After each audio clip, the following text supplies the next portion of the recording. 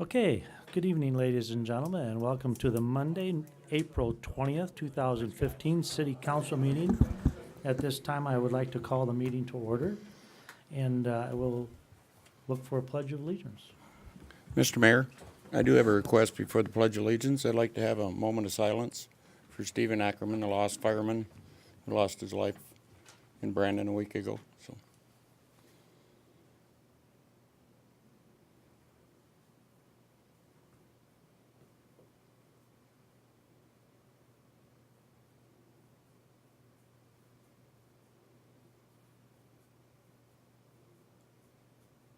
thank you.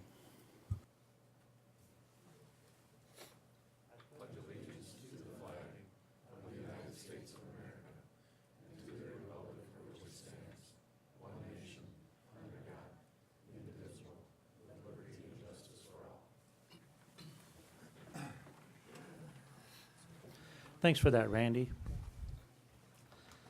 Okay, at this time, I will look for approval of the consent agenda.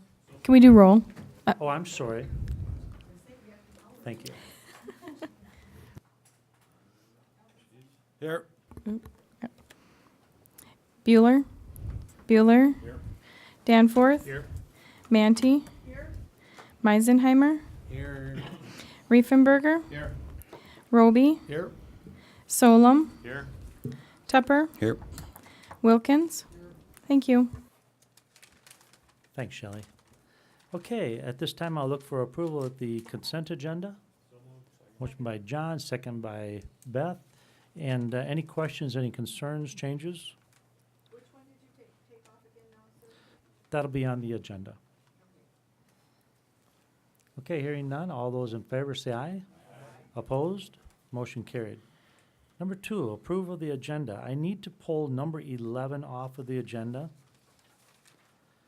I will also move our old business to 2A and add a 4C, which is a plat resolution 15-10 to the agenda.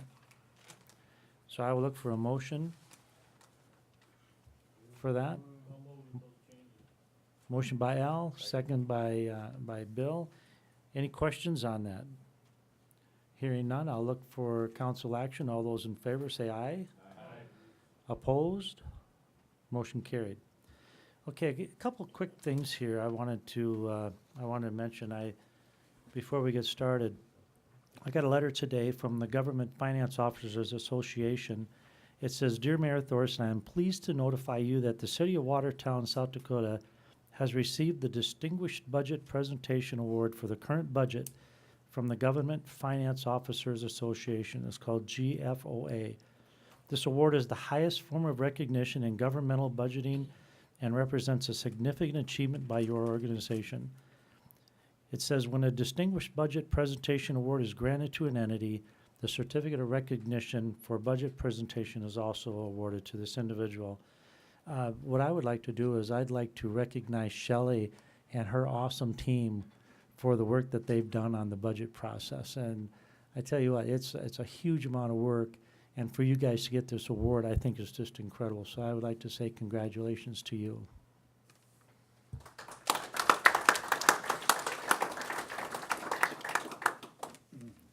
Okay, and then what I'm going to do is, as I said, we're going to move under old business to 2A. This would be Scott Munger's piece of property. We had the discussion on that today. This is one where we're going to put it into, help me out here, Scott, a little bit. For the condos, is that correct? Can you put that up there for us?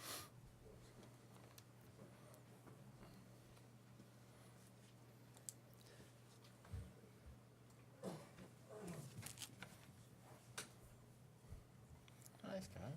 I can. Did somebody say hi, Barbie? That's what I thought I heard. I don't know.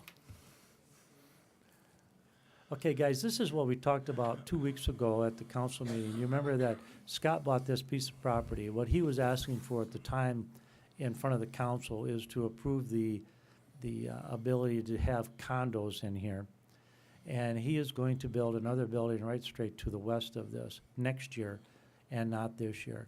And what was the question that came up was, well, this particular piece of property was supposed to have a whole bunch of greenery on it. It's kind of one of those things that has passed. So Kenny, if you want to help us out a little bit on this, kind of where we're at and what we're looking at. Okay, what happened is in the original building, and you guys brought up last time, is that the green space requirements got cemented over by the previous builder, and we was trying to get some kind of restitution and go back on that. We had a meeting this morning with Scott and stuff, and says that's all well and good, but the people he's got in here already plan on buying this piece of property, and if we take this all out and put it back into green space, that's a parking spot that they've already been using and utilizing for some time, and that it will cause, well, they probably won't want the property anymore, so it's kind of a catch-22 and part of this blame should have come back to my office at the time, I guess, for allowing it to be built with that, to per the spec as it was at the time, so. What he has suggested this morning possibly is to come in here and maybe tear out first 3 or 4 feet of this and try to put some green space in here to make up the front of the building look fresh and better to what it is. Maybe add a shrub or 2 over here. I don't know that that's a big enough area to sustain a tree, but at least some kind of green space to brighten the area up a little bit.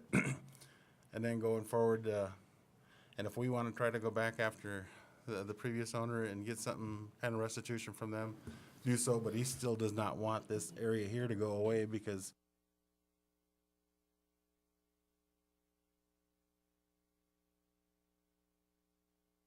We lost your speaker, Ken. The biggest issue that comes up is, a lot of it is, do we need to go all the way back to engineering with how is drainage affected? I mean, if you see, there is a drain to the north of that, yes, thank you, that goes under to a culvert. You put a whole green space area in there. There was never curb put on this property. Like I said, I'm coming into this I had no idea any of this was happening. But if you change the whole layout of that, there's a lot more to it than just putting a few trees in on this property. What should have been done is it should have never been built the way it was. It should have been stopped at that point. Those doors should have never been facing north. I didn't know that was a problem. There was no judgments, no liens. When we bought the property, it was free and clear. And this all came back to me a couple weeks ago. We went through planning, zoning, it was fine. And then I heard Tuesday morning, a month ago, that we're shot down on trying to move forward with our platting. So I was also told that it was platted correctly as a condo where I could sell it, which that wasn't done either. So there's always fun surprises when you jump into some of these projects, but obviously we're trying to do it right. Our idea is yes, we'll comply to a point and try to on this building, but like I said, how this building was finally built doesn't fit in where you can just take all the green space out because there's 3 businesses and overhead doors that face north at this point. Scott, let me just point out, I think last time we had this discussion, when we talked about this, you weren't at that meeting, that we were talking about I think the greater issue is the platting part of it. I don't know that we have a zoning district set up for platting a building. You know, if we do a plat, there's typically setbacks associated with all of that plat. I'm not saying we shouldn't do it. I think this is something that's commonly done, but we don't have that. So I think what needs to happen is I think the Planning Commission needs to put something together in that regard. Now, you just made a face like you know what the heck I'm talking about. We've done every single one of our units as a condo plat since 2009 that we've done. So I guess Well, it has we been, and that's discussed the it, correct Sarah, way you to do you it. recall our discussion about this last time, that we talked about this, and I don't know, is your intention to sell them then as a plat? Lease or sale, Okay. just like we've done every property we've ever developed. And I was under the intention this was done that way. In 2012, when this was built, he didn't go through the steps of going through the South Dakota Real Estate Commission like we do on all our other properties. But this has been done several times. We do it with every one of our projects. How many have you done that way, where you've We've sold got the 2 where you've buildings. actually sold the plat We've got in the the- building? We've got the 2 buildings that we put up 1 mile west of the Prairie Stop on the south side of the road. That's our main complex. There's 43 units there. It's all And a that's condo city plat. limit, that's city limits? Yeah. Okay. And then the property we annexed in and put 2 buildings up out on the west side of the lake, again, condo platted. And then we're trying to, this one also. And then every other community we're in, we do the same thing. How many units was that divided into? Which one? This There's one 9 here. units in this building. So, as they see the vehicles parked in this view there, they probably couldn't be there because that's gotta be access on that side then, I presume? That'd have to Now, be remain we're open. widening all the way around. There's 75 to 80 feet around every building. So that concrete there is not out to the lot line? That's just, I think 25 feet is all he put in at that time. We're gonna make it all hard surface when we construct our building next spring. You also talked, Scott, about the opportunity to put some greenery, some trees on the sides of these buildings also, this particular building, to shape that up. Yeah, I mean, we've got room down the, what we were gonna look at is along the whole north side. If you go to the west here, we have the property all the way over to your guys' road that goes to the event center. And we're gonna line that whole area with green space and trees. Keep going, there you go, there's the lot line, all the way over. And then we do have some ability to the south of our lot there, as you see, as you go in towards the event center. Right, and I'd like to also address, guys, that I think we as a city fell short on this when a person that builds something like that just literally didn't listen to a thing and basically did what they want.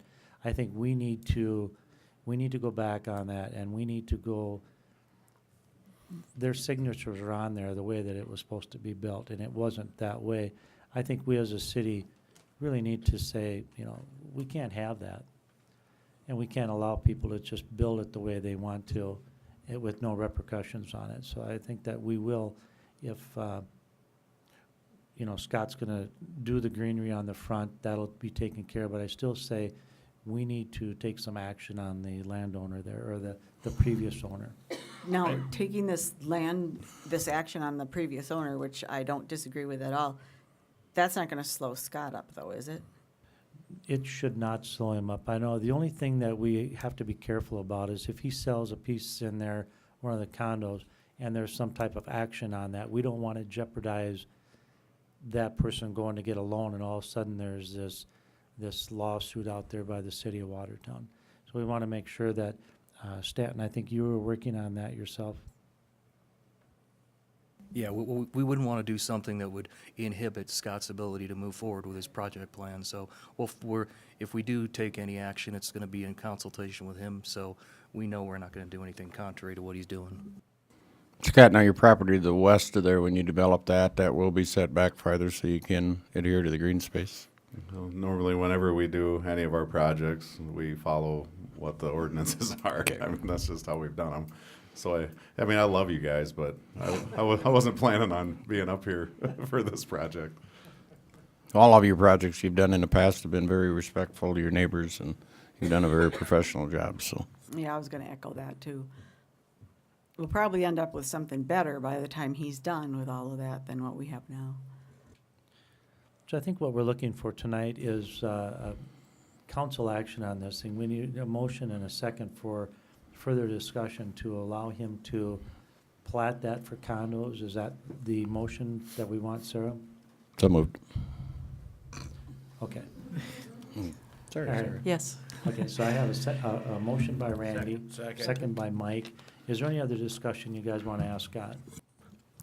I don't, Scott, but Kenny, how do we prevent this from happening in the future? And Scott, I want you to understand, any of my concerns aren't with you and how you've done it. It's procedural and really on a going forward basis that we just can't have this happen. And I know you're not the one that did this, so how do we prevent this from happening again? So blatantly. This is done by field inspection, but most of our field inspection is actually done when they call us and say, okay, we're ready for a footing, we're ready for this, we're ready for that, whatever the case may be. I mean, we do travel around besides sometimes, but like on these concrete jobs being taken over and stuff when they're done, I mean, that's gonna be done in one day. They're gonna have it in and have it in place, and all of a sudden now we got the problem. What do? Do we tear it out? We don't tear it out? And this has been discussed at multiple levels many times over the year already as to what to do and how to handle it and where it's at. So, I mean, I don't disagree one bit. We should have caught this quicker and sooner. But as far as the door being moved and added in there, but the concrete, we might not get every project on every day. But basically, they're supposed to call us when they're ready to do a pour so we can come and examine it. If they don't call us and they pour, I mean, it's easily, it could be a couple days before we come back by that site again and, it's done. They already did it. That's not what they were supposed to do. Well, if that isn't what they were supposed to do, it should be at their cost at that time to rip Yeah, that well, out we just and haven't correct always it. had the guns to pull the trigger to make it happen. Well, we got the guns now, because this is just such a blatant thing, that there's just no excuse for it. And whether it's on our side, their side, whatever, I do know that there was a plan in place and it wasn't followed. And I think in the future, if they go ahead and they do something that truly is contrary, I understand plans can change, but if there's something that's just contrary to what we want out of our ordinances and want in our community, then I'm sorry. And I've seen it happen at least one other time where we said, sorry, you gotta move it. And I think that should have happened here. Just then dig it out. That's just the position we have to take in order to, I think, to contain and maintain, I should say, the respect for the ordinances and the process. Just for my benefit, what precisely, or as close as you can, was he supposed to do differently that didn't get done? Well, actually, the original plan, there was gonna be no door there. These two doors were presented in the original plan, and then the rest of this was supposed to have a sidewalk here, 5 foot off the building, and the rest of this was gonna be green space. So that was supposed to be driveway to those two doors, not to the third one on the other side. Not to basically all frontage fronts. I mean, and even the moving of the third door over there isn't total catastrophe if they would at least left the green, I mean, whether we had a 35 by 35 foot green space here to work through or something. Okay, any other questions for Kenny or Scott? Hearing none, I'll look for council action. All those in favor say aye. Aye. Opposed? Motion carried. Thanks, Scott. Thanks for coming. Hopefully that walleye meeting will go good. By Okay. the way, Scott, we look forward to seeing you every month or more.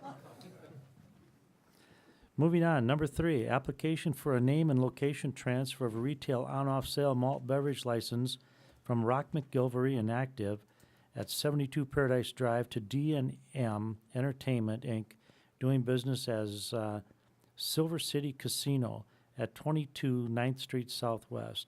At this time, I will open the public hearing if there's anyone who wants to speak in favor of or against this. Hearing none, I will close the public hearing. I will look for a motion and a second for discussion. Motion by Beth. Second by Bruce. Is there any questions that you have on this? Mr. Mayor, I do have a question on this. This is gonna be in the Little River City building. There's already one casino there. My understanding is they are putting in a second casino to allow one to be a smoking facility and one to be a non-smoking facility. Is there anybody in the crowd here to? By ordinance, you can't have a smoking one, can you? There's By 3 or state 4 in law. town already. No, well, I don't think by That's- ordinance, I think it's by state law. By state law, not only by state law as far as their liquor license, but also by state laws and a labor law, because they're exposing their employees to smoke. You can't have it in any public place, so this is open to the public. The problem that we have, and I know, Randy, you and I discussed this, and what I'm seeing as an issue is that our state's attorney doesn't want to take this on. Not only that, the Attorney General don't want to take Well, it the on. Attorney so- General doesn't want to either. And, we had talked in length, gosh, Mike, what was it, 4 years ago? 5 years ago now, something like that? A long time about, having open space and whatnot for the smoke to come out. So I didn't realize that this was going to be a smoking section. I got a problem. It's one thing that we've got existing places that are basically not adhering to the state law, and that's just being ignored. But I think us as a council, knowing that this is the purpose, is kind of blatantly just throwing it out there that, okay, anything goes, and we're not supportive of the law. And what happens if this kicks in back? He's got 2 places there, and all of a sudden, somebody finally does crack down on this, and we've approved something that knowingly we should have never approved based on what we know is happening. Well, how do Bill, we know that's the intent? Is Well, Ron I'd like to here? hear their Is intent. Anybody here from that facility?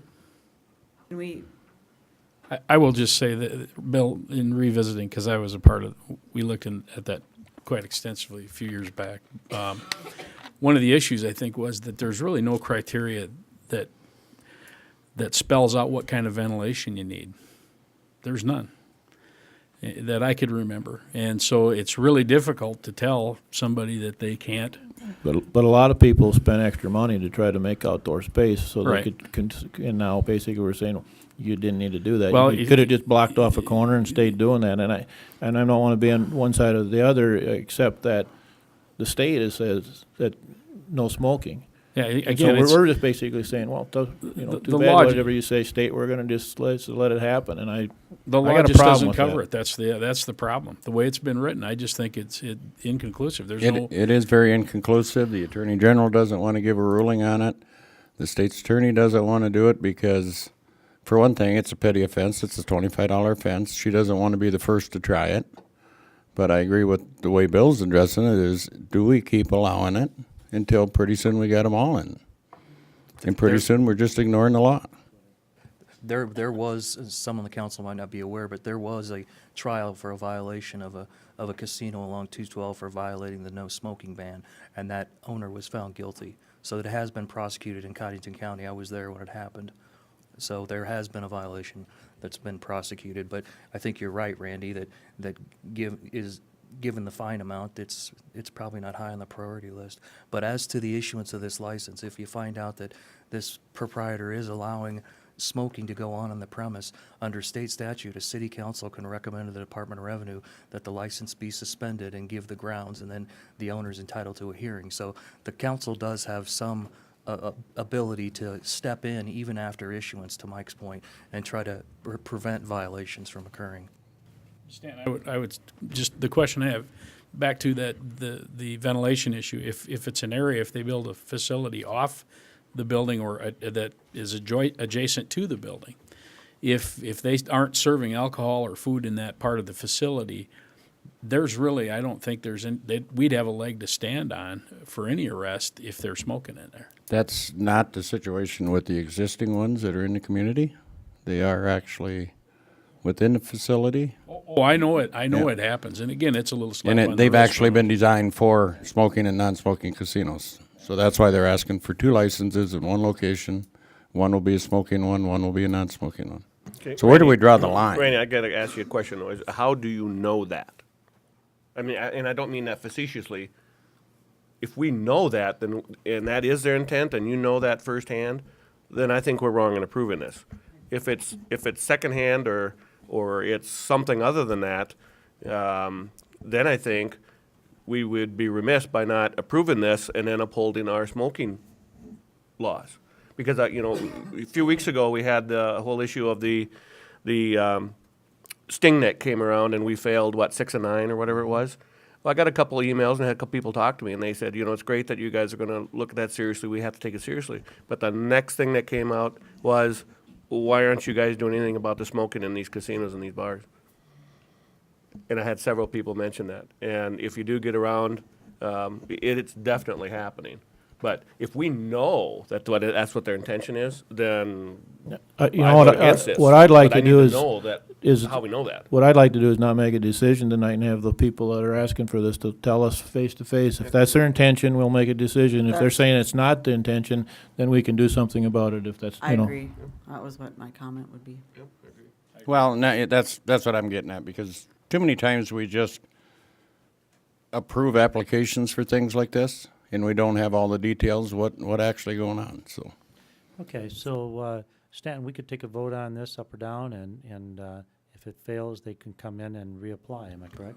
Well, I guess we'd want to make sure the minutes are clear if the council makes that decision, because state statute says you can deny issuance of a license if you deem it that the person is not a suitable character and a suitable location. Given the existence of a license already at that location, kind of hard to say it's not a suitable location. So the thing you have to decide as a group is this a suitable person? And not knowing that, no offense, Randy, but not knowing that that's his intention. If we had something like an affidavit that says, I, the applicant, intend to allow people to smoke here, then I think you'd say that's not a suitable person. So maybe tonight the best course is to not take any action, set it on for public hearing again, and tell him that he needs to appear and tell us what his intention is. So does that get tabled then, or how do we get it? how do we not take action on it? Just don't, no motion to approve? We have to publish another public hearing notice, which they're gonna have to come in and pay for. So probably the best thing to do is just vote on this and vote to approve it or not to approve it. Right now, you have a motion, a second to approve it, so vote on that, yes or no. And then they will have to come back in, pay the $40, get another public hearing, get back on the next council agenda, which may not be the 4th of May, depending on when we get the publications in. Why can't we table this till the next meeting? 'Cause you have Ask to- them to be here? You have to file a notice of public hearing. That's what this, But I and think to Stanton's point, you really don't want to vote yes or no on this if the character is well, not in then question either or make, the location then is can they not in make a motion to withdraw? Yes, I think You that's know, what I we need mean- to do, is make a motion to Is, withdraw. if there's a motion on the table, yeah, I'd withdraw There it. is, in a Yep. second, Yes. so you wanna, So who made that motion? Beth, Would you like to withdraw your motion, Beth? Yes, I would. I'd like to Bueller, withdraw this motion. And Bruce, your Bueller. second? Bueller? Yes, I'll withdraw as well. And I'll make a new motion that we withdraw this from the vote. Okay, then we'll need to, Wade will contact these guys, they'll have to come back in, pay the $40, we'll have to get it into the paper and see if they can, we have enough time to get it on the March 4th, otherwise it'll be on the next available one. So the May ques- 4th, sorry. The question is, if that is the case and they're gonna wanna have a smoking casino and a non-smoking casino, but we already allow it in the community at several other locations, are we putting ourselves at any liability, Stanton, by either denying or not approving this, or at least putting it to a vote? Well, I don't want to take split semantics, but I don't think the city's necessarily allowing it in the community. Maybe law enforcement just isn't catching it and being able to issue citations. So I wouldn't agree that the city's allowing it to occur. Don't doubt it probably is occurring, but not with our blessing. I think the thing is, if we decide, and this would be my opinion, I'm not saying for anybody else, but if that's the issue and we might take a stand on it, then the guys that are doing that gotta think, when what comes renewal for my license, am I gonna get a renewal? Because that's what we have control of. Shelley, can we forego the fee? Can we vote to that as well? Can that be a part of the motion? To make them have to pay twice? I think they just should have been here, so I think we'll just move on and, yeah. Well, I don't think we should have to make them pay for it because we don't wanna take a vote on it. Well, And they- just by hearsay, I mean, we can't, We took no action on This- this, so really, This is a time and place for a public hearing. They're not here. It's their responsibility to be here for a public hearing for these situations. So it's their responsibility to pay the $40 and either appear next time or, well, then I think we should take an up or down vote on it then if we're gonna make them come back anyway. you know, we didn't take any action on it, so they haven't really, well, they have paid $40, and the $40 is for us publishing it in the newspaper. We're gonna have to publish it again in the newspaper, so there are gonna be costs associated with bringing it back. And nothing requires them to be here. They paid their fee, they asked for a license, and we're not gonna vote on it, so Yeah. why are we gonna make them pay again? Yeah, and I think it's at our request. I mean, I think it's because we want more information. But they took that risk. whenever you ask for a license, you're not here to appear before a public hearing. You take that risk of being accepted or denied, and you also take that risk of having to reapply. That would go along with any license that we have. There have been a few cases, and Bruce and Mike, I'm sure, are more familiar than most about it, but when the Board of Adjustment, they're required to hold public hearings when they have actions. Sometimes they can't field a team, the applicant's there, but we don't have a quorum, and sometimes, for whatever reason, the board just decides to take no action because they need to have further review. In those cases, when the applicant shows up, they paid for their day, and they're here for their day, and they don't get a decision, the Board of Adjustment has said, let's waive the fee in that case. That I'd agree with, but there's nobody here. I think if they paid the fee, they've paid to have an up and down vote. I think we have to give them a vote. Okay. Because if they're gonna pay for it again, that just don't make sense. You can't, we're dealing on hearsay here, aren't we? I mean, and Let's move on. This is $40. Give it to them. Don't worry about it next time. So let's get going here. There's no charge next time for this $40. Let's move along. Okay, so there's no action on that. They're gonna get their $40 back and they can pay it next time or however you wanna do it. Number 4, annexation and zoning of the road addition. Sarah, you wanna help us out on that one? I certainly will. Let me bring up a map here. And Ray, if you could switch it over if it isn't on mine. Okay, this property has requested annexation. It was already annexed, but they didn't annex quite enough. And that new little piece needs to be zoned once it's annexed. And they're requesting C3 zoning to match the other zoning. And the third stage of this is platting. And this doesn't quite fit with the administrative plat rules. They're creating some right-of-way, and that can't be administratively platted without an approved preliminary plan, and there hasn't been a preliminary plan on this property. So it's being brought to you as a traditional plat instead of an administrative plat. And the Plan Commission has reviewed this and recommended approval of all 3, annexation, C3 zoning, and platting of root addition. Okay, so what we'll do, Sarah, is we'll look for a motion and a second for discussion on the A annexation resolution 1509. I have a motion by Bruce, Second. second by Dan. Is there any questions on the annexation? Hearing none, I will look for council action on the annexation. All those in favor say aye. Aye. Opposed? Motion carried. B, second reading of ordinance number 1510, amending the zoning district boundaries by zoning property to C3 Highway Commercial District. I'll look for a motion and a second for discussion. So moved. Motion by Randy, second by Dan. Any questions on the zoning district to C3 Highway? Could you open the public hearing, Mayor? Oh, I did not, I'm sorry. I can do that right now. I will open a public hearing if anyone is here to speak in favor of or against this. Don't you dare step up there. Just kidding. Hearing none, I will close the public hearing. Okay, so we need to open the public hearing for the, are we okay on the first one? Okay. Do you need to open the public hearing on the second? Okay, good enough. We're good to go. All right, so we've got a motion and a second on this. Is there any questions, any discussion on the second reading of ordinance 1510? Hearing none, I'll look for council action. All those in favor say aye. Aye. Opposed? Motion carried.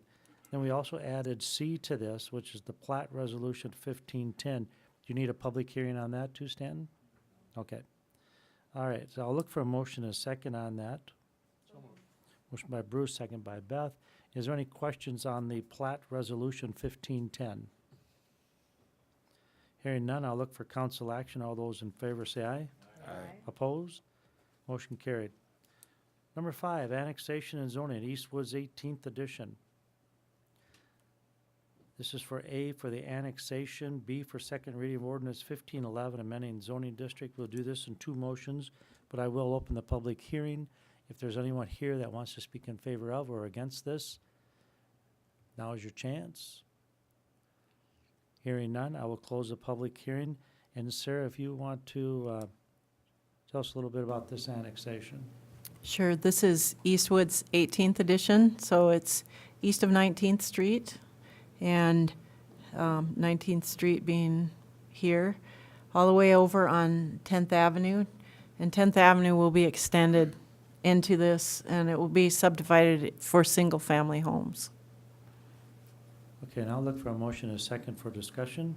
So moved. Motion by Mike, second by Dan. Is there any questions that you have for Sarah on this? Sarah, I do, and this is really a bigger picture issue.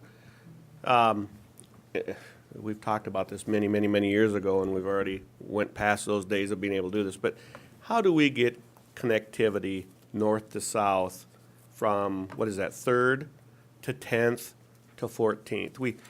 There's no ability to in the future, well, there's none now, and I don't see anything in the future that says that's how we're going to get from here to there without driving everything over the 19th, going up and then back over.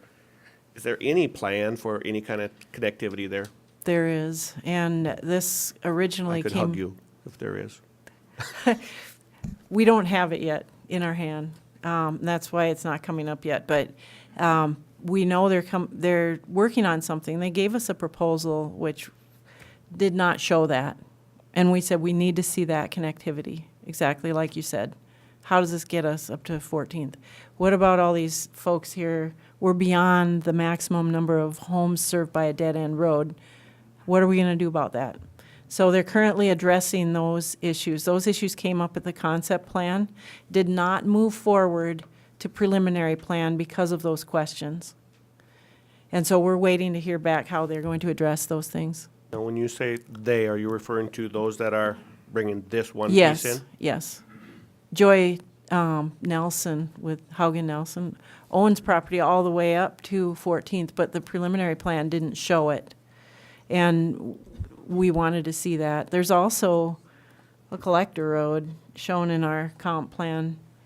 Right along that.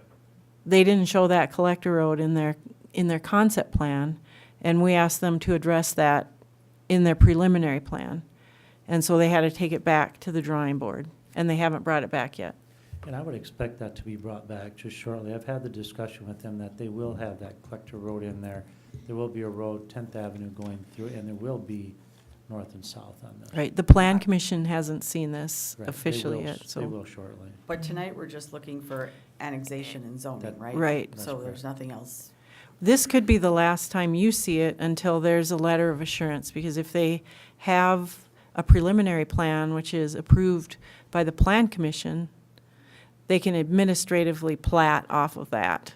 And the only time you would even see it would be if there are public improvements required, street, that sort of thing, in a development agreement or a letter of assurance, then that would come to you.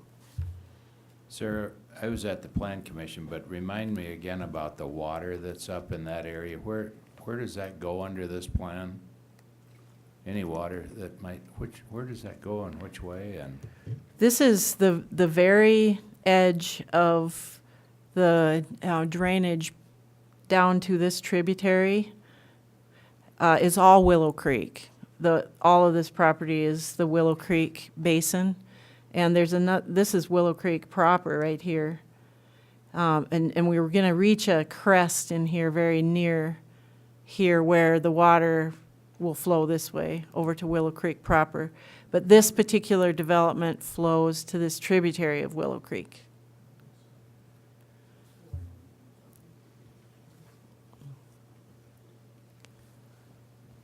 Okay, are there any other questions on that for Sarah? Hearing none, I believe we have a motion and a second. Hearing none, I will look for council action. All those in favor, say aye. Aye. Opposed? Motion carried. B, second reading of ordinance number 1511, amending zoning district boundaries by zoning property east of 25th Street, east to R1 Single Family Residential District. This time I'll look for a motion and a second for discussion. Motion by Bruce, second by Russ. Any questions you have for Sarah on this? Hearing none, I'll look for council action. All those in favor say aye. Aye. Opposed? Motion carried. It'll be interesting to see when they come with their conceptual plan, what it'll look like, Sarah, and it'll all be good. Okay, number 6, authorization for the police department to apply for a grant from the Bureau of Justice Assistance to replace 24 vests. Ryan, I see you're here. I am here. All right, go ahead. Looking to get permission from the council to apply for a grant that we do every 2 years through the Bureau of Justice Assistance. It allows us to only pay half the cost or to be reimbursed for half the cost of the ballistic vests that the officers wear. We're anticipating needing 24 vests over a 2-year period that starts this October 1st. So that would allow us to replace existing vests and then also to allow for new officers to buy a vest. The total cost, we're estimating at $659 per vest would be $15,806. So we're asking for permission to apply for a grant in half that amount, or $7,908. Okay, I have a motion by Russ, second by Randy. Is there any questions you have for Ryan on this? Ryan, when would this be Do they grant it this year? And if they did, would you buy them this year?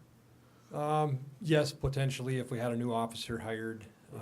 The existing grant that we're operating under for the 2-year period that will close on September 30th, we've expended all the money in that grant. So any vest that we buy between now and September. And they are budgeted at some, I'm assuming? Yeah, we cover it with our clothing general- line within yeah, our okay. operational budget. All right.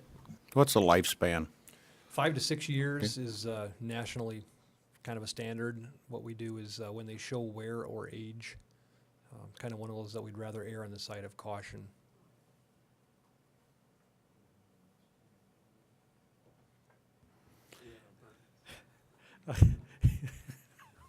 I'm not sure I want to know. I said they gave me one that's 10 years old. Oh, yeah. It's got holes in it, too. Okay. Are there any other questions for Ryan? Hearing none, I'll look for council action. All those in favor say aye. Aye. Opposed? Motion carried. Okay, authorization for the police department to apply for a grant from the South Dakota Office of Highway Safety for radar equipment and speed display trailer. Ryan, you're up again.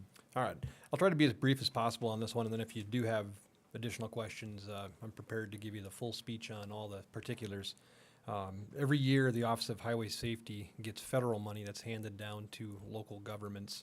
We've taken advantage of this grant for each of the last 10 years, probably. In this case here, what we'd be looking to do is to purchase some radar-related equipment, 4 radar units that would go into the patrol cars, and then what we call a radar recorder, or what the seller calls a radar recorder. It's a device that's mounted to a utility pole and just sits there and surreptitiously captures speed data in a location that we've maybe had a complaint about speeding, and then it does a bunch of calculations, print us out a bunch of graphs as far as what average speed was, the fastest speed of a day or a given time period. So we can use that to kind of gather some data to figure out if we need to direct some enforcement in that area. And then the last thing on the list of items would be a speed display trailer, similar to what we have existing. However, our existing one we pieced together back in about 2001, just with some spare parts and some help with LATI. That's problematic. It's nearing the end of its lifespan. It'll last for an hour or 2 at the most. So we're looking to replace that. All of this money requires a 20% local match.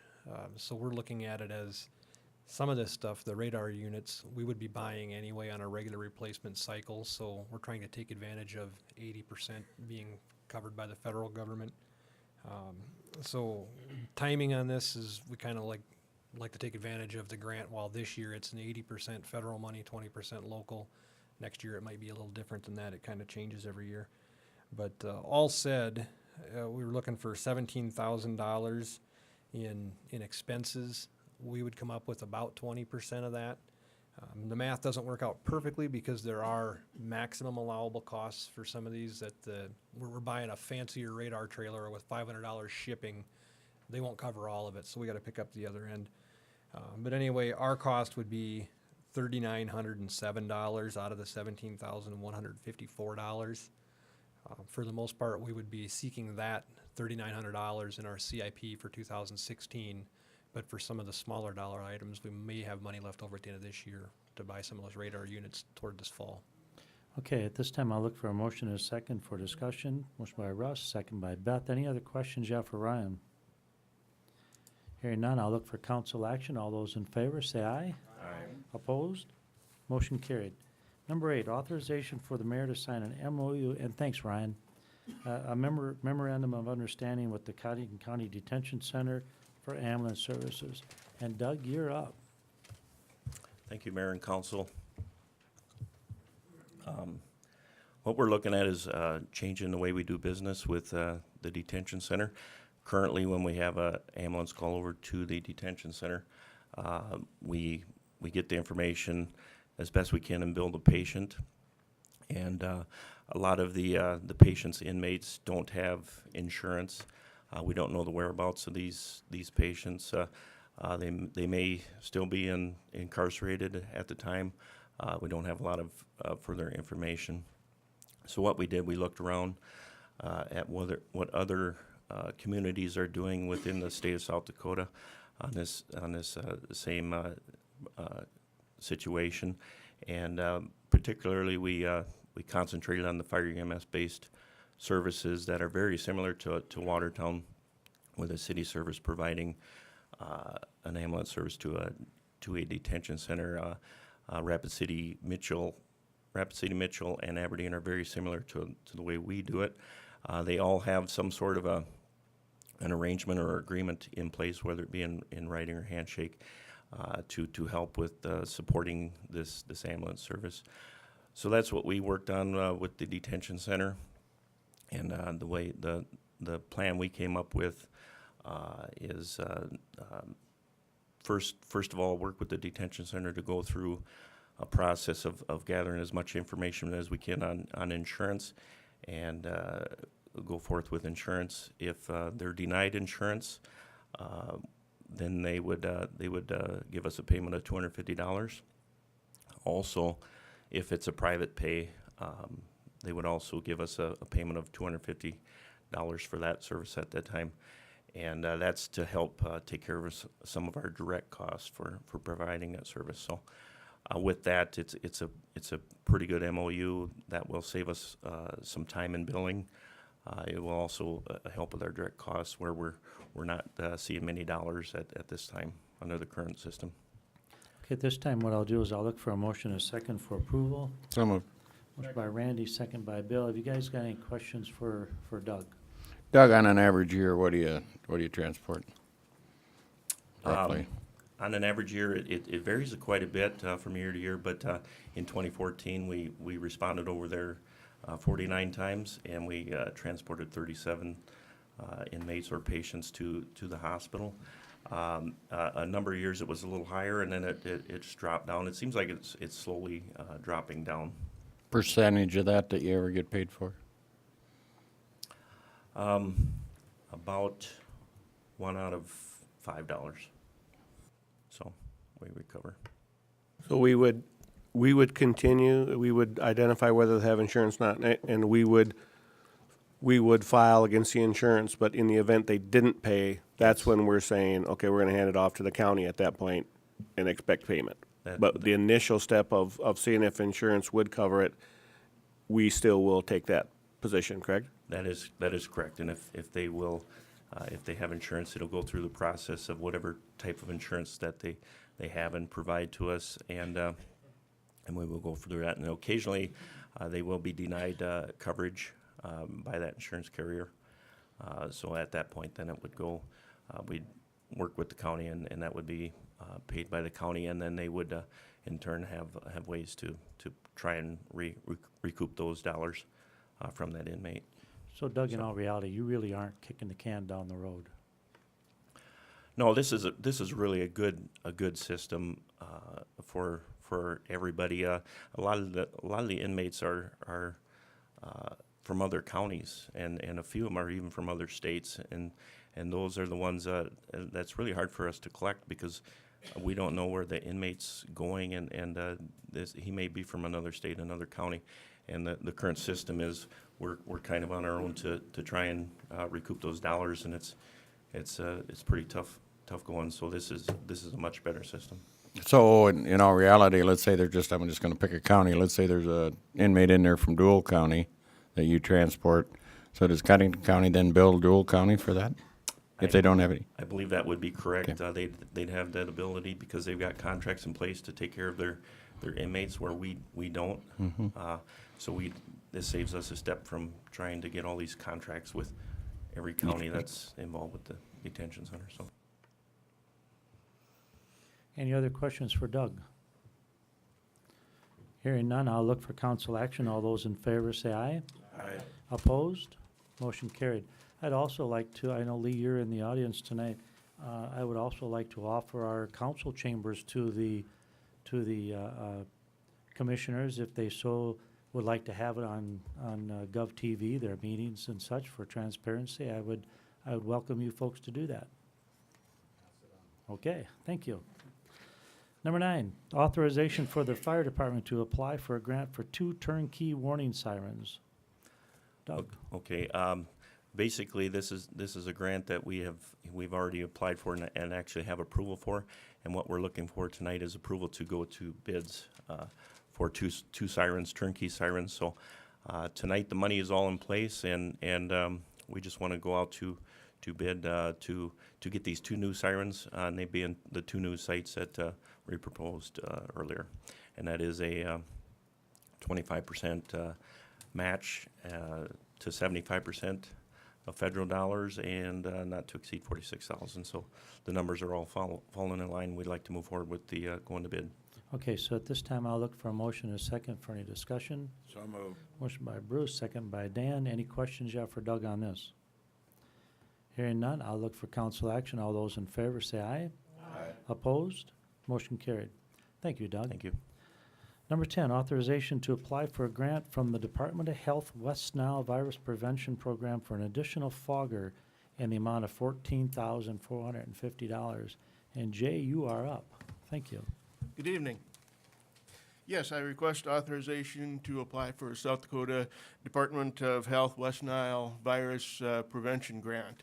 Now, this is, there's no matching funds with this grant. This is an all or nothing. So if successful, we would use the grants fund to enhance the city's West Nile virus control program by purchasing a new adulticiding fogger, the GPS unit that goes with it, and the trailer.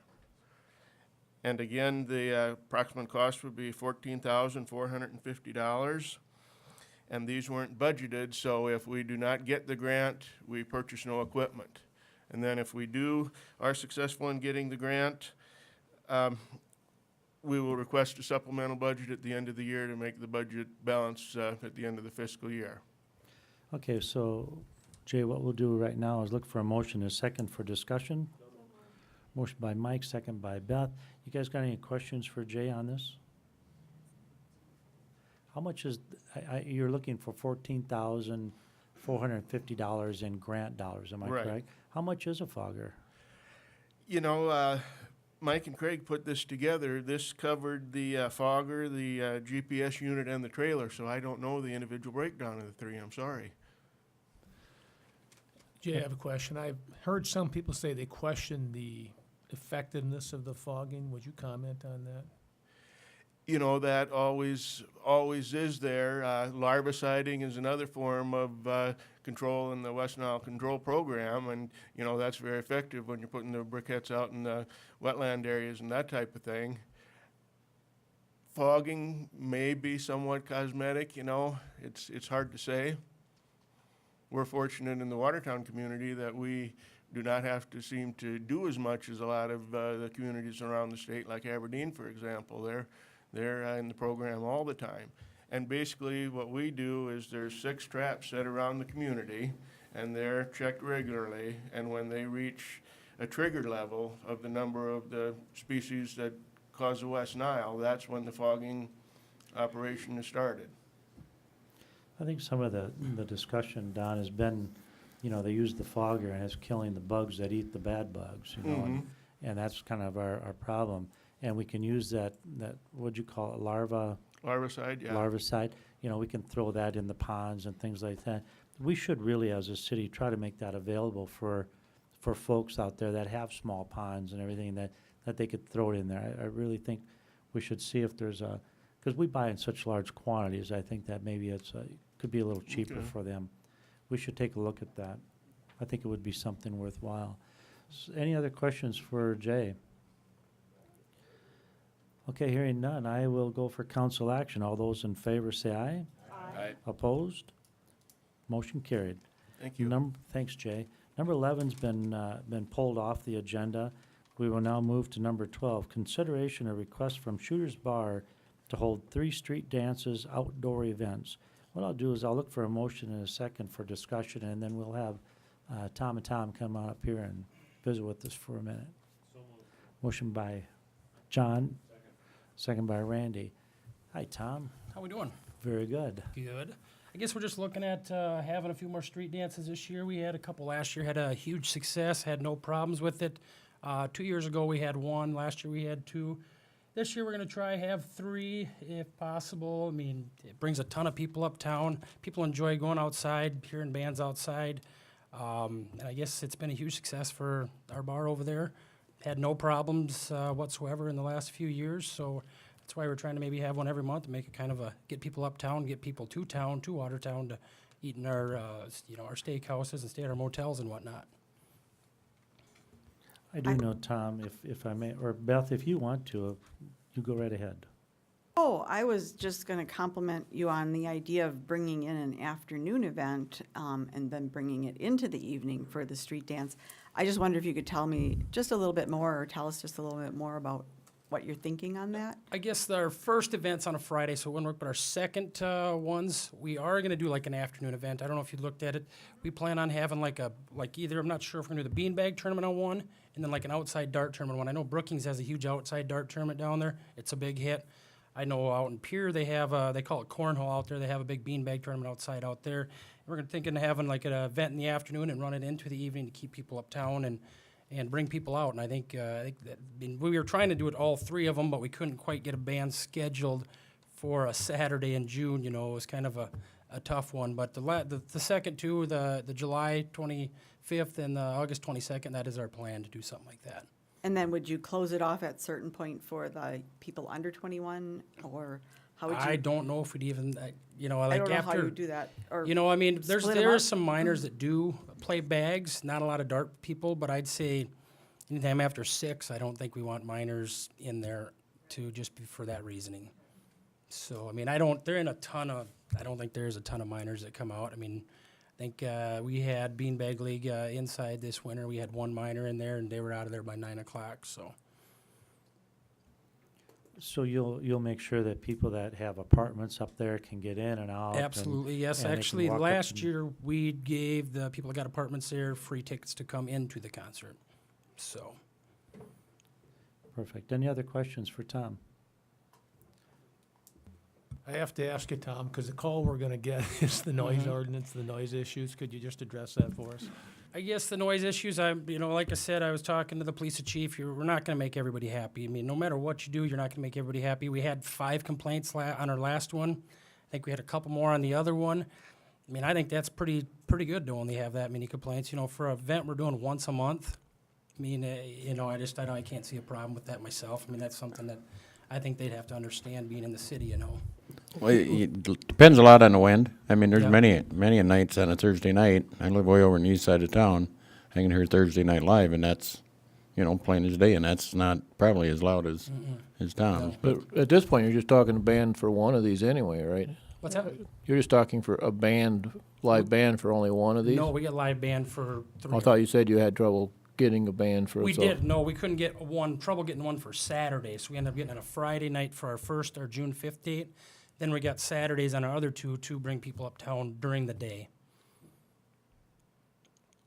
And I will tell you, Chief McPeak did send me a note, said he didn't have any problem with it. I just have consideration going forward. I like things that bring people to town, so that sounds like an exciting event. I think the question we're gonna face in the future is, when others wanna do this, and then we start looking at, outdoor events, and it gets to the point where, gee, we've got one almost all the time, and then the noise issue becomes a bigger issue. I would just say, I'm not opposed to this. I just think we're gonna face that issue in the future. I will make one comment, Tom, a couple of the calls I got, and I don't have a problem with it per se myself, but one of the police department gentlemen said that they asked somebody, but to try to tone it down a little bit, and they pretty much.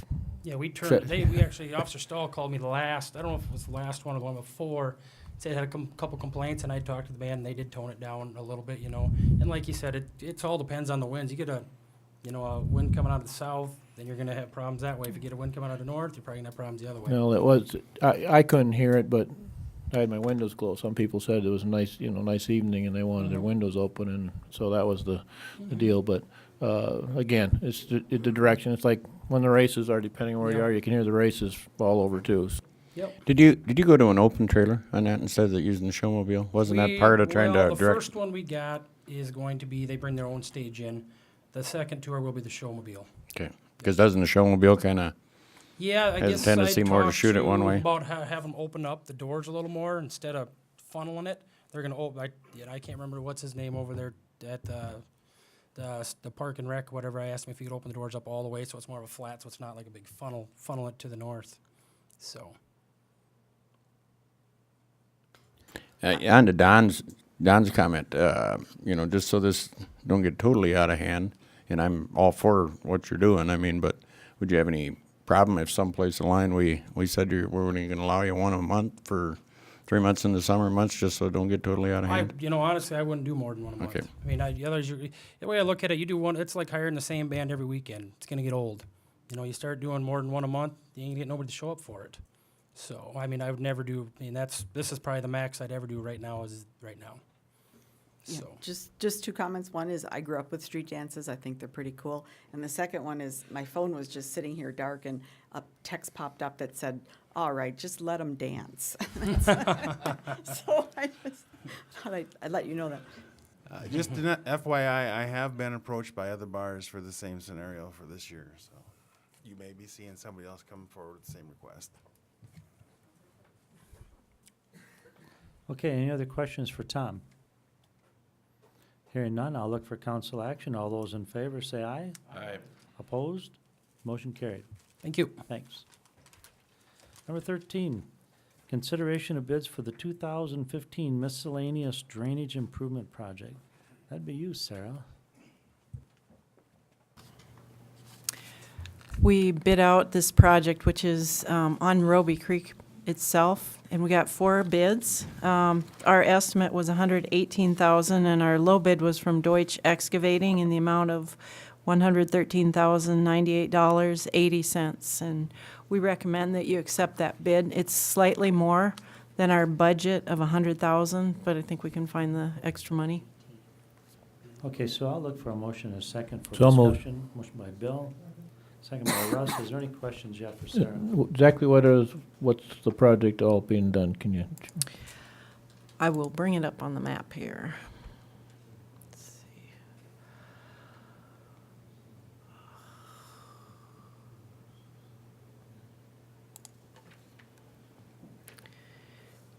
We have, this is Roby Creek, the waterway here that you see open. It goes through culverts under 8th Avenue and 7th Avenue.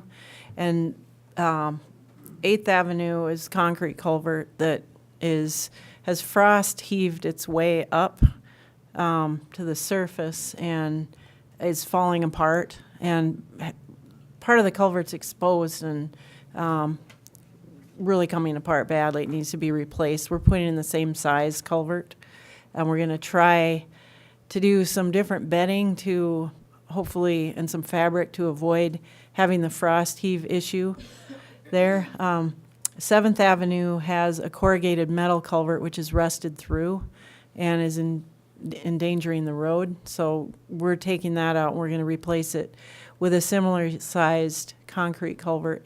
And then the channel is so close to the road that the road is actually starting to fall in. And we're planning to move it out a little bit from the road. You can see the erosion that's happening here.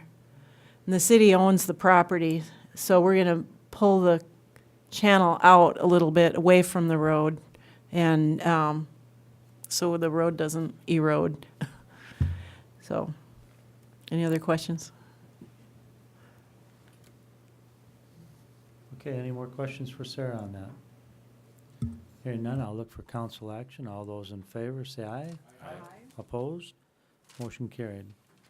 I know that we moved most of the old business up, but we do have authorization for the finance office to issue funds in the amount of $3,500 to Springwood LTD partnership towards the purchase of a new sign. And Sarah, if you can help us on, this is up by the new roundabout, am I correct? Yes. The roundabout is happening at the intersection of 14th Avenue North and 11th Street, and we needed to acquire some private property from a couple of the neighbors. And one of the neighbors is the Springwood Apartments, and the sidewalk is going right where their sign is. And so we bid out moving their sign. We got a bid for $3,500. And we actually, the council discussed this in October of actually paying the contractor $3,500 to move it wherever Springwood Apartments wanted it, or just giving Springwood Apartments $3,500 in exchange for demolishing their sign to get it out of the way. And they just recently decided they wanted to take the money and put it toward a new sign. So we're asking for authorization to write that check to Springwood Apartments. Okay, so I'll look for a motion and a second for discussion. So moved.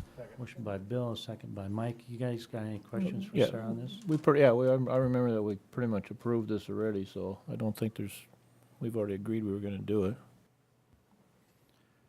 Any questions? Hearing none, I'll look for council action. All those in favor say aye. Aye. Opposed? Motion carried. I did want to talk about, Jay, maybe you could come up and visit a little bit about the meeting that was held out to the golf course the other day. Just quickly, sir, could you put up the golf course up there for us?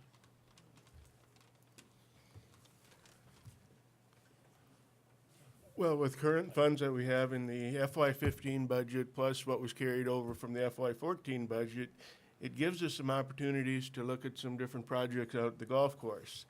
And I've been talking to a lot of golfers, and we actually had Kevin Norby, an architect, out last Thursday. And he took a look at the course, and then he met with several of the folks, several of you are here, as well as members of the golf committee and members of our Park and Rec Board, league representatives, and then just some members of the public, and just discussed where we wanted to go with the golf course.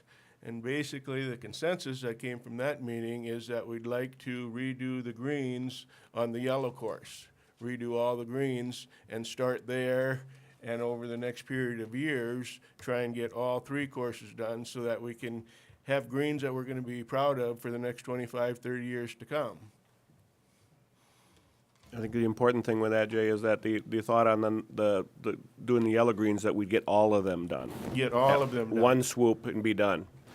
And one of the reasons that we're looking at doing the yellow greens first is that they're the old push-up style green. Basically, earth was just mounded with greens put on top of them, and they date back to the 1930s, which I understand. And the yellow is probably the most favorite 9 holes on the golf course. So if we get that done, hopefully, if everything works out, we could look at a construction period of mid-July this year to June 1st of 2016, which would be pretty short time frame for doing 9 holes on a golf course, and I think everybody would be very excited for it.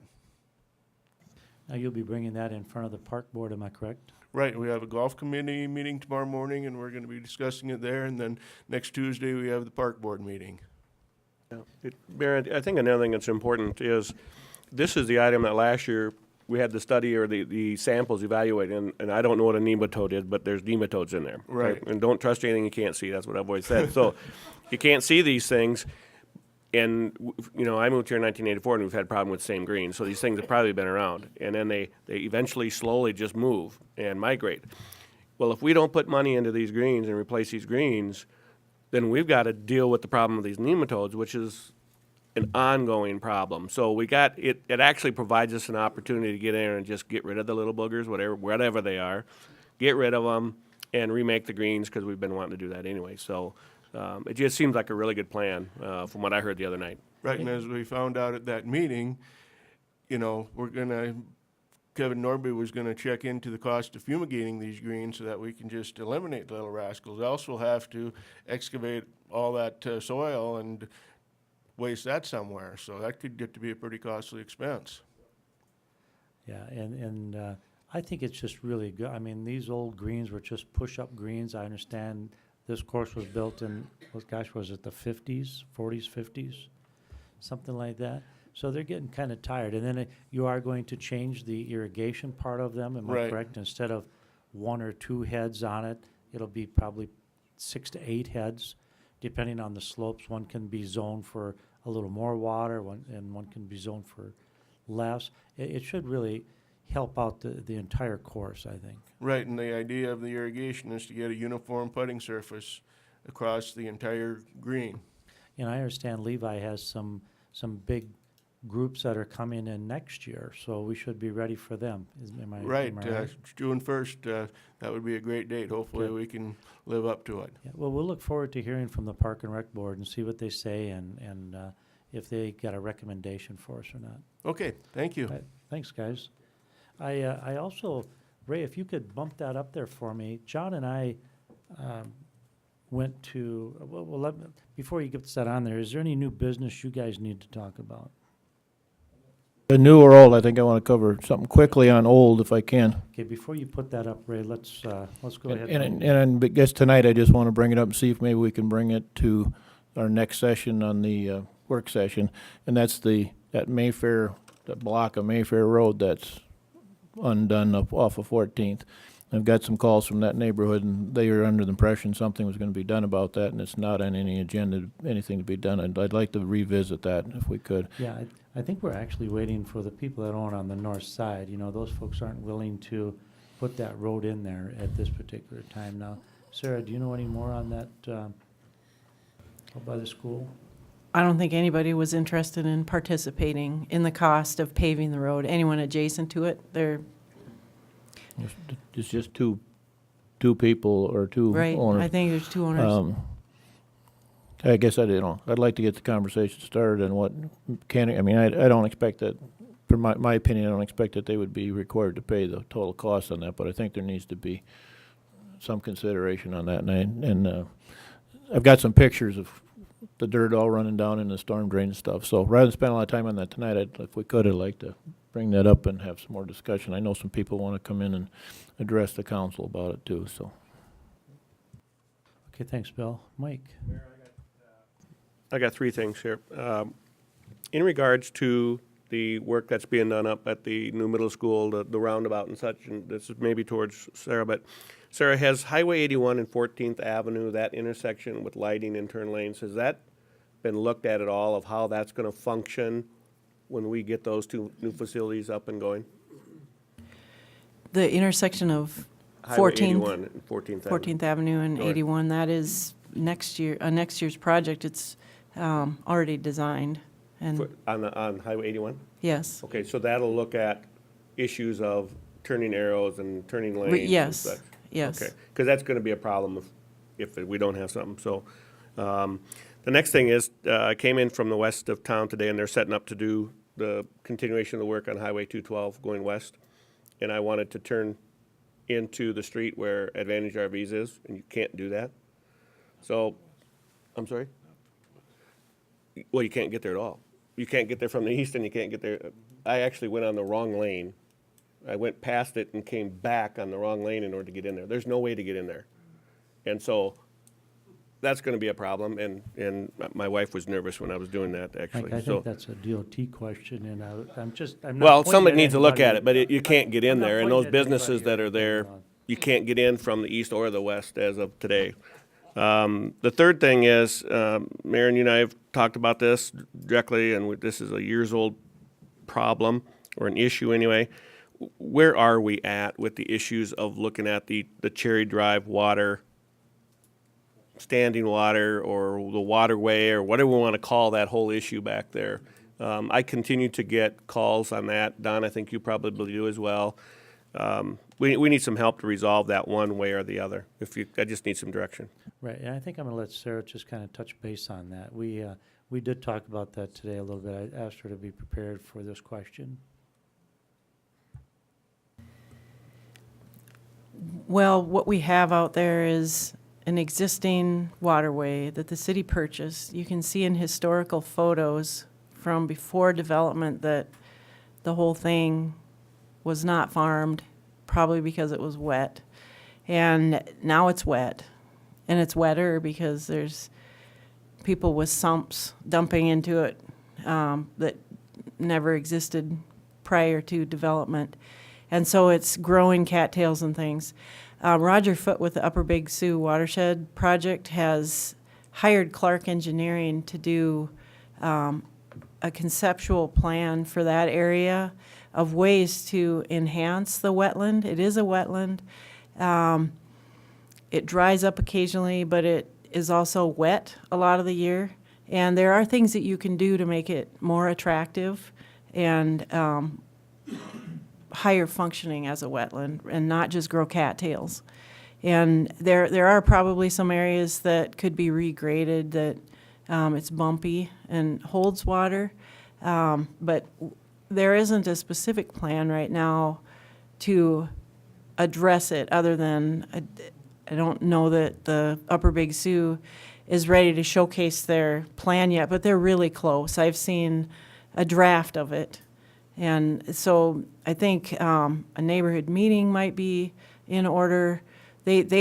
Upper Big Sioux brought in a wetland expert to talk about how you can enhance natural wetlands in your backyard, and I went and it was an awesome presentation, but there was hardly anybody there. And that's too bad because that was a missed opportunity. The wetland doesn't have to be a nasty word or a nasty area. It can be beautiful and it can enhance a neighborhood. If we want to dry it up, that's also possible. It's kind of expensive. And you take away some of the functions of a wetland, which are doing water quality work. You just put that dirty water straight down into the river instead of cleaning it up first. And I guess what we do with that area is up to the council. If you want to spend money drying it up, making it lawn. It wasn't lawn. I can show you the aerial photos from prior to any homes being there. And actually did go through and map out areas that were not farmed. So you can see they would have farmed it if it wasn't wet. And now that there's a home there, they don't like that it's wet. Part of that's just, we purchased it because it was wet so that we could preserve it. And so there's that. I mean, some people would say, leave it alone, don't do anything to it. That's an option. Or you can put some money toward enhancing it and trying to control the dominant species that, like cattails, that take over everything, and plant willows and butterfly attracting shrubs and that sort of thing that grow in wetlands. I think I don't have a solution to hand you, but I'm willing to listen to what you want as a community. Why don't we get a plan? Let's get a sequence of events of things we've got to do, and one of them is what does the study tell us? And if it's a wetlands, there's certain regulations we have to play within. Right. So there's limitations there. But I think let's put together a sequence of events and let's put a timetable to it, and let's get this one addressed because it has been hanging out there. We have been getting calls on it, and let's move it forward. Right. Well, and there have been contractors in there mucking around with it and making it different. And it is different. You can look at the photos. We have lots of photos through time of the area, and you can see piles of dirt. You can see, whatever you want. I've got lots of that stuff if you want to come. But I think probably as soon as that plan is done, the wetland enhancement concept plan, we should have a neighborhood meeting, and the council people should come to that and listen to what the options are and what the neighborhood would like to see. What range will that cover? Will that cover from basically up at 14th down to 10th? It can be, yeah. No, I'm you talking could- about Yes, the that's review the that they're doing area now for the that's, plan.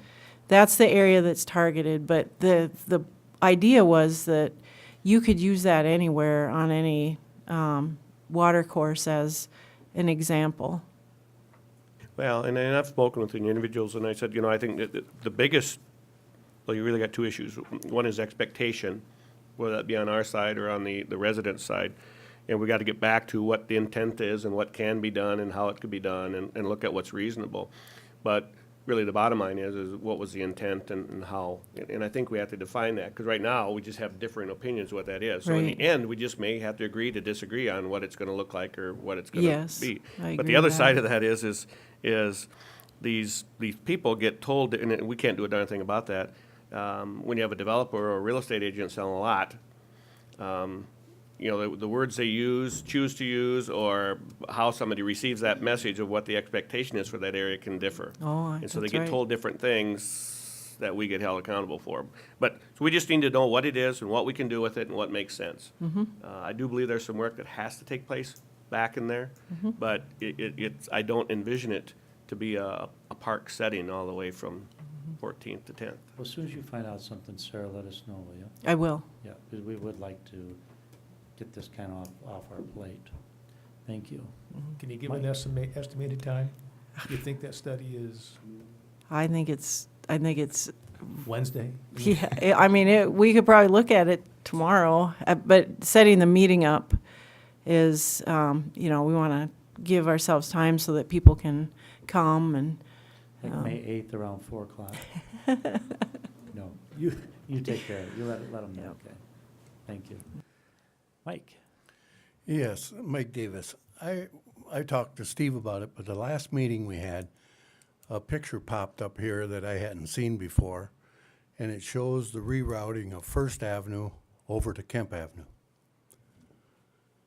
Me and Steve talked about it, and John was there, because I was up the next morning, because this lifted my body right off the chair, because that Kemp Avenue Bridge is a showplace for Watertown. And they're planning on routing all the new traffic that we've put on First Avenue down and over and across that bridge.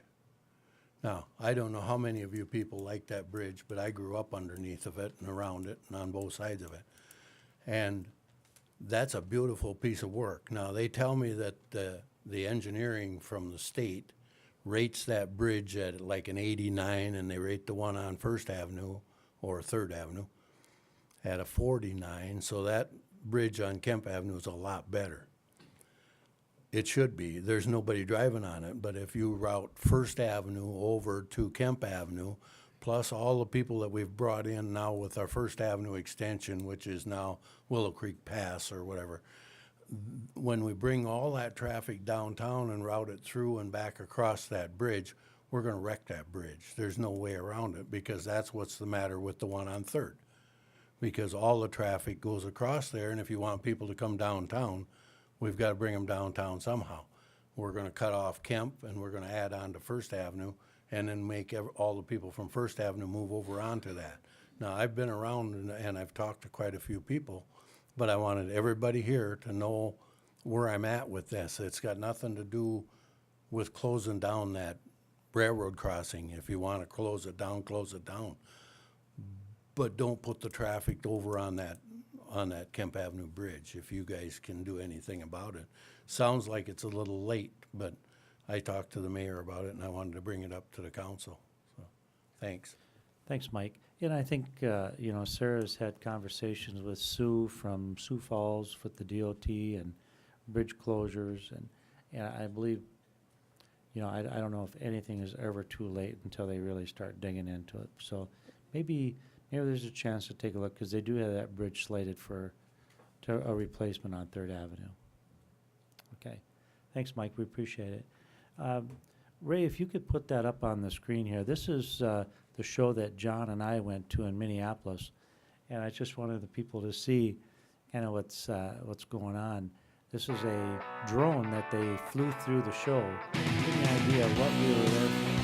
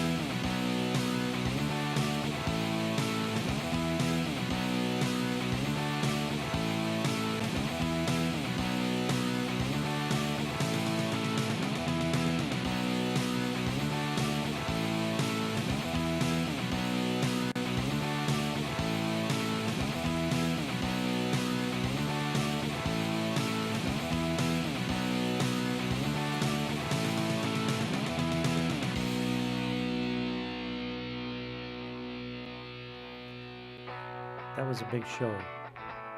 And John and I, John was there for 5 days, I was there for 3 days, and we literally saw thousands of people walk by our booth. So it was quite a deal, and thanks for allowing us to go there and promote Watertown. We've got emails from people that are asking where the fish are biting now, and it's just a good deal for Watertown. So is there any other reports anybody has? Any liaison reports or anything you want to mention? I do have one, maybe not called a liaison report. You kind of surprised us at our Urban Renewal Board meeting last week and a half ago or so when you brought Jan in, but just, we got a sneak preview of the sculptures that are coming in downtown, and I'll tell you what, wow. I mean, it is great. If anybody's gone down Kemp Avenue in the last few days, you noticed some of the granite pedestals that are up. My hat's off to those people that have put that together. It is just going to be amazing for downtown Watertown, and it's like I say, we got the sneak preview of what they look like. They're going to be up for 10 months. They'll be taken down. Next year we'll get all new ones. Hopefully there'll be some added on the next year, but it is just amazing for downtown. So really, really exciting. Thanks for bringing them over, Steve. So.